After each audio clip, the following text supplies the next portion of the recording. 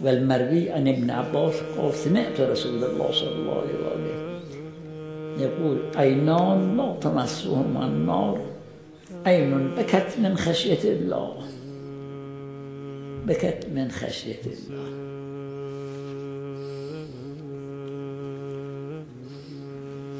اینکه بکای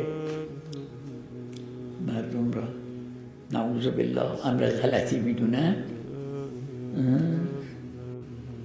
چی میگوین؟ این بکای من خشیت الله عمل انبیاء. چی میگوین که این عمل؟ خب مسئله بکا بر سید الشهداء المظلومین این هم مثل بکا بر خشیت الله، از خشیت الله، این هم همون عطر را داره. قطرهش چقدره؟ آن چقدر؟ بالاخره چی فایده دارد؟ فایدهش اینه اتصال روحیش با خود سید الشهداء و با حضرت رسول و با خدا در ترقی است